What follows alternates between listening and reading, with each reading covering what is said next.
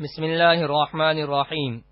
صرف 5 منٹ کا مدرسہ قرآن و حدیث کی روشنی میں 144واں دن 24 جمادی الاولیٰ۔ نمبر 1، اسلامی تاریخ۔ غزوہ خندق۔ رسول اللہ صلی اللہ علیہ وسلم نے یہود کی بدعہدی اور سازشوں کی وجہ سے مدینہ سے نکل جانے کا حکم دیا تو وہ خیبر اور وادی القریٰ میں جا بسے، مگر وہاں پہنچ کر بھی ان کی عداوت اور دشمنی کی آگ ٹھنڈی نہیں ہوئی۔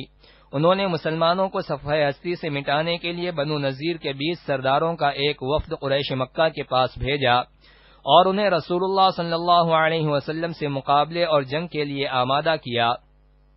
کنانہ بن ربی نے بنو غطفان کو خیبر کی زمین و باغات کی آدھی پیداوار دینے کا وعدہ کر کے مسلمانوں کے خلاف جنگ کرنے پر تیار کیا۔ اس طرح ابو سفیان قریش مکہ اور بنو سلیم، بنو سعد وغیرہ قبائل کے اتحاد سے 10,000 کا لشکر جرار لے کر مسلمانوں کو ختم کرنے کے ارادے سے مدینہ کی طرف روانہ ہو گیا۔ نمبر 2، حضور صلی اللہ علیہ وسلم کا معجزہ۔ قبر کے بارے میں خبر دینا۔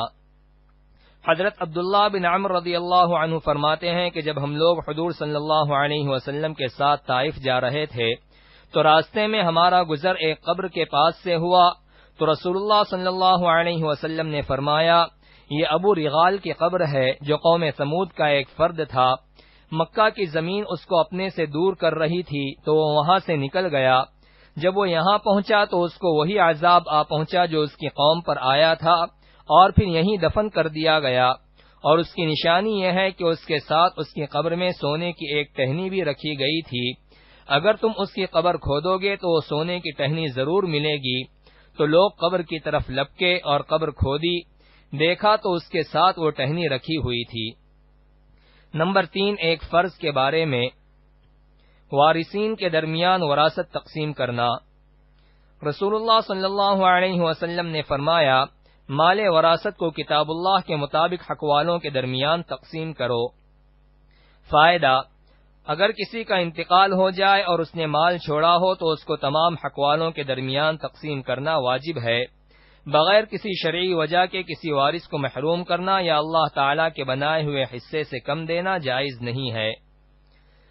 نمبر 4، ایک سنت کے بارے میں۔ سیلابی بارش روکنے کی دعا۔ حضرت انس رضی اللہ عنہ بیان کرتے ہیں کہ رسول اللہ صلی اللہ علیہ وسلم نے بارش روکنے کے لیے یہ دعا کی، اللہم حوالینا ولا علینا۔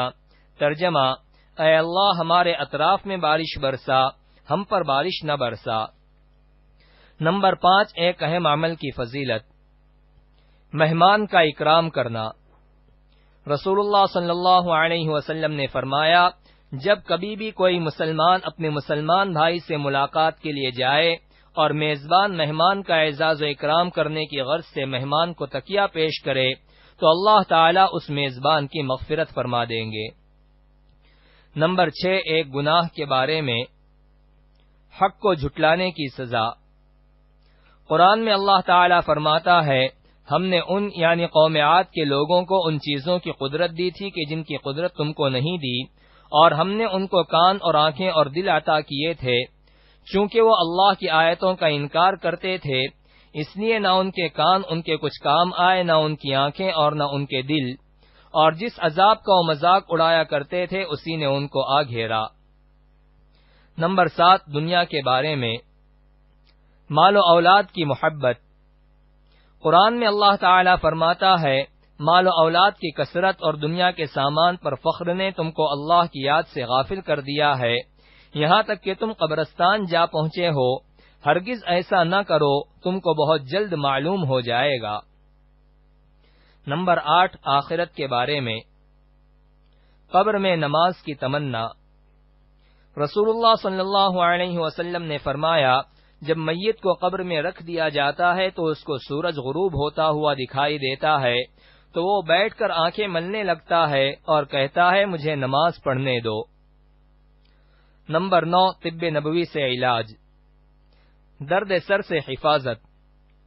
رسول اللہ صلی اللہ علیہ وسلم نے فرمایا، حمام یعنی غسل خانے سے نکلنے کے بعد قدموں کو ٹھنڈے پانی سے دھونا درد سر سے حفاظت کا ذریعہ ہے۔ نمبر 10، نبی صلی اللہ علیہ وسلم کی نصیحت۔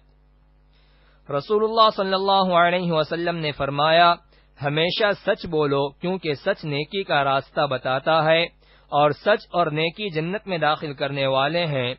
تم جھوٹ سے بچو کیونکہ وہ گناہ کا راستہ بتاتا ہے اور جھوٹ اور گناہ جہنم میں داخل کرنے والے ہیں۔